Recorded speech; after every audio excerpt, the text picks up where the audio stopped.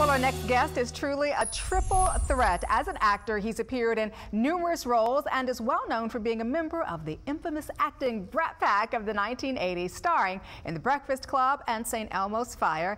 In 1992, he starred in The Mighty Ducks, and then he took a stab at writing and directing in the early 90s and starred with his brother Charlie in a comedy about garbage men called Men at Work. He made his directorial debut with the film Wisdom, which made him the youngest person to ever write, direct, and star in a single major motion picture. And then most recently, he has directed episodes of the television series Cold Case, Close to Home, The Guardian, CSI New York, and Numbers. Of course, we're talking about the legendary Emilio Estevez. He joins us live this morning from Los Angeles to talk to us about his latest project. It's called The Way, which he wrote and directed. We are also joined by David Alexandria, the producer of the movie The Way. Good morning to the both of you. Thank you.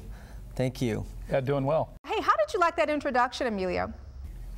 It's lovely. It's I forget how long I've been in this business, and then thank you know, guys like you remind me that I'm so old. Yeah, but how did you fail to include Young Guns? I mean, come on, Billy the Kid. Not old at all. Not old. You just get better Thank with you. age, my friend. You. And you know, the reality is you wrote, directed, produced, and even acted in your new movie, The Way. What can viewers expect to take away from this film?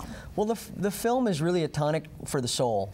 This is a film that doesn't have a CGI or violence or coarse language or overt sexuality, but it's got more heart than any film you're going to see come out of Hollywood these days.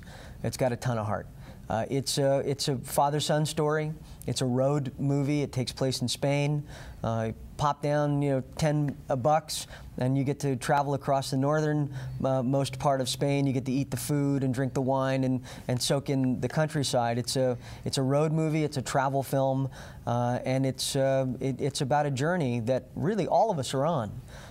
We are all on our own individual pilgrimage as we take our first steps as babies and continue to walk the path of our lives. So that's really what the film is about. What was your inspiration for this film? It really came from my son, who went to Spain with my father in 2003.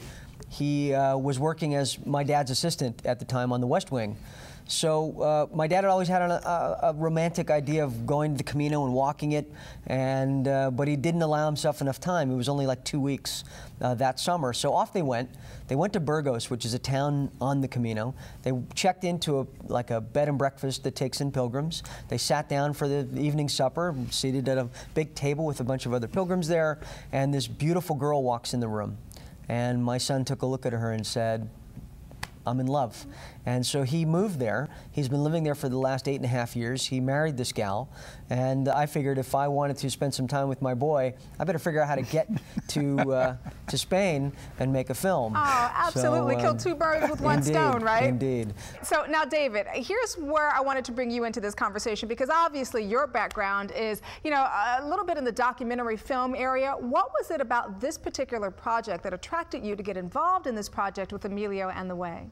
Well, there's so much cynicism out there. You know, I don't know. I mean, I'm always looking for projects, as most people who do what I do, you know, are in the process of doing. You know, you just sit there and you wonder when you're going to have a chance to make something that's about something meaningful. You know, and I've done these road movies in the past. I directed these films with Ewan McGregor about you know, a motorcycle trip around the world, and then one through Africa. Emilio had seen one, this latest one, Long Way Down, and he said, "Listen, man, you just traveled through 15 countries. Can you help me travel through one? Why don't you read the screenplay I had just written?" And this film is, you know, somehow it's incredibly inspirational, but it's never preachy. You know, it's very uplifting and positive without sort of hitting you over the head with it, and it's just a lot of fun. It's a fun road trip, and I'm a sucker for road movies. Absolutely, and I'm assuming the fact that it was set in France and Spain didn't hurt either. We made this film on a pretty limited budget, but we had a $50 million catering budget, so we didn't miss any meals. $50 million catering? Right. You guys were doing some eating in Spain. All right, so let's go ahead and talk about your dad, Martin Sheen, a little bit here, and the fact that you actually cast him, Emilio, in this role, and that he actually played the lead. No pressure here, huh? Tell us a little bit about that. Well, you know, it was really his insistence that I write something and that it be shot in Spain. And so as I began to digest that and figure out what the story would be, it became clear that I was creating a role for him the likes of which he has not played in a long time. He hasn't carried a film in probably 25, 30 years. I believe, and a lot of critics agree with me, is that this is the best thing he's done since Apocalypse Now. So I'm thrilled to have been able to create something for him that reminds audiences, critics, that he is this extraordinary talent. He is one of our acting national treasures. And to spend 2 hours watching this film, I think the rest of us are reminded of that as well. Oh, well, you are all such a talented family, and I understand that Martin actually, his character encounters 2 unique hikers along the way, which kind of helps tell the story and unfold the story just a little bit. Talk to me a little bit about that, David, without giving too much away to our viewers. Well, you know, this pilgrimage is this walk that people have been doing for a lot of years, but you know, some people do it for religious reasons, but many more today do it because maybe they're in between jobs or they just separated from a partner or something. It's a way of sort of hitting this natural reset button, and you put all your possessions in a backpack and you take a long walk and you leave your cell phone at home.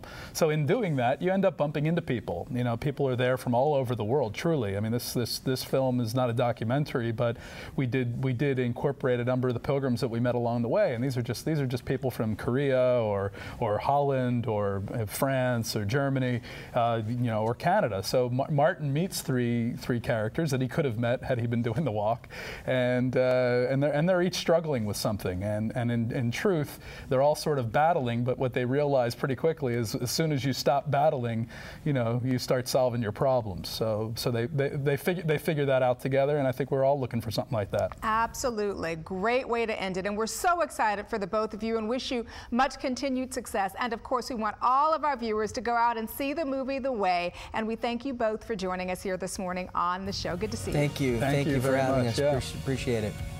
And if you'd like more information on the movie, we want you to visit the website, theway-themovie.com. And be sure to check out the movie in a theater near you here coming up soon. Thanks again, guys. Thank you. Take care. Thank you.